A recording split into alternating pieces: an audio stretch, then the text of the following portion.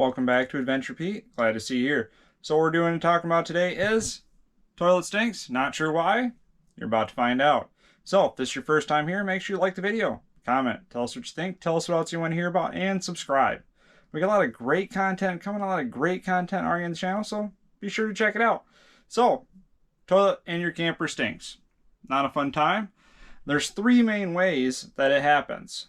So, first way, which is very common, is you have a vent fan in the bathroom, you have it on, you go to flush the toilet, and then the fumes start smelling. Well, what it is your ceiling fan in the camper is creating a vacuum.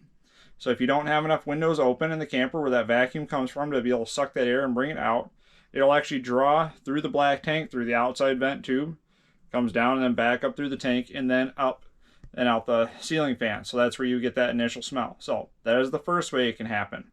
But there are also other ways. The next way is your toilet bowl seal itself. If it's not holding water, that's what creates an air seal.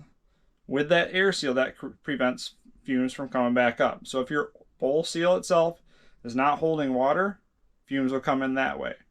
But in our case, our bowl seal actually holds water very well. The base seal doesn't seal up anymore. It is dried up and is now starting to leak fumes. So even if the bowl is actually holding water, the fumes will still be in the RV regardless if the fan is on or not. So the solution is a $12 seal kit and about an hour of your time. It's pretty easy to do, so stay tuned and we're going to make it happen. So we have here is a Thetford toilet in our Jayco bunkhouse. First thing to do is always turn the water off because we don't want water coming in, because we're going to have to disconnect the water line and then flush the toilet. Make sure there's no water pressure in the system. So when you take that water line off, it's not going to spray all over. There's no water in the bowl and it's good to go. Because with this one, to do the base seal, we have to totally dismount it to do it. To disconnect the water line, simply look at the back of the toilet. You're going to see one single line going to the toilet, and ours is that blue line.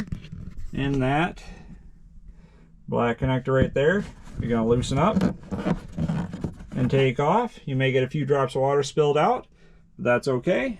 And that is what you got to do to get the water line off to start taking the toilet apart. Next thing we have to do is remove the mounting bolts. So right down here on each side of the toilet, you have these little caps that just pull off of the stud. You got one stud right there. Same on the other side. Remove those studs, or remove the nuts off the studs, and you can pull it straight up and off the base. Once you get the two bolts out, you'll be able to simply just pick it up and lift it off and set it off to the side where you want to work on it. And this is what it looks like with the toilet removed. And I put it up here, and this is the base seal. You can see it's compressed pretty good. And I'm guessing somewhere is on that side right there is where the air was leaking through. But it'll be easy to replace.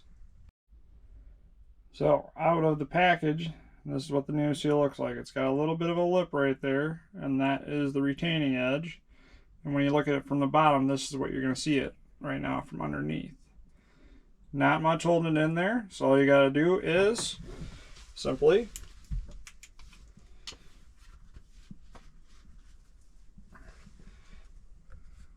kind of a two-hand job. One hand pulls the valve, pulls it open like that, and then you reach in there with your hand and just pull that seal out, and then you can take it out because it's only got that little ridge there holding it in, and then you can install the new one. One thing I like to do with my seals is coat them in red grease. That way they install easier, they slide right in, and it's lubrication for the butterfly valve. And one other thing is not all seals are perfect, and we're going into plastic, and that plastic was new, but now it's old. If there's dirt, debris, the grease will go through and encapsulate and help seal in all the little cracks to help make it a little bit easier, and make sure the vacuum seal is there with no leaks down the road.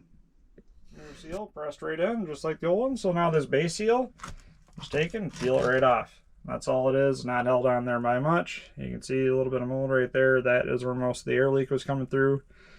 These just get old over time. They're rubber, so they shrink up and they'll just go bad. So every now and then you do have to replace these. Not a big deal. We'll swap it out for the new one. Now you always want to try to do the best you can, try to clean this seal surface so it seals up really well, but if you run your finger across there, you can see the dirt and debris in there. See, that stuff doesn't come out sometimes, and that's what's going to cause air leaks, and that's why I like to use the red grease to fill in the gaps to make sure that it doesn't leak anymore, and make sure we have a long-lasting seal with these. And this is what the new seal looks like. Obviously it looks a little different than what the old one does. It doesn't have that giant step ledge in there. Otherwise, once we grease it up, it's going to go on there just like this. Once it goes on there like that, then we set the toilet back on space. And that's what it looks like with the new base gasket on there. So, all the next part to do is just set it back on the hole. You obviously got your holes for your studs on each side, so you set it down, try to get it back in the same spot as it was before, and bolt around down.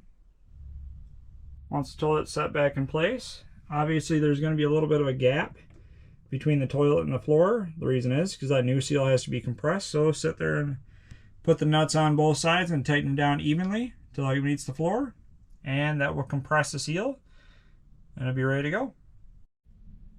So now that we've connected the water line back the way it was, how to test this? What are we going to do? First thing we're going to do is turn the water on. Make sure that the water pressure is good and that there are no leaks at the water line back there. Next thing I'm going to do is select the foot pedal to make sure everything works as it should. Nothing got messed up while we did it. And then you can put some water in the bowl. I'm going to use some RV antifreeze sitting there to be able to watch the level and let it sit for 24 hours. If it holds level for 24 hours, that means my seal is good and the job is done properly. That's all there is to it. So, hope this video was helpful. This is all it takes to replace the base seal and the blade seal of the valve seal on a Thetford toilet. Pretty standard, pretty simple, pretty easy. Took a 1/2-inch wrench, a pair of pliers to pull the old seal out, and a strong stomach because sometimes the smell of the black tank is a little rough. But a few dollars and about an hour of your time saves you a lot of money from going to the dealership and having them take care of it, and it's easy to do yourself. So, if you like the video, make sure you like it, comment, tell us what you think, tell us what else you want to hear about, and subscribe. We got a lot of great content coming, a lot of great content on the channel, so be sure to check it out, and have a great adventure.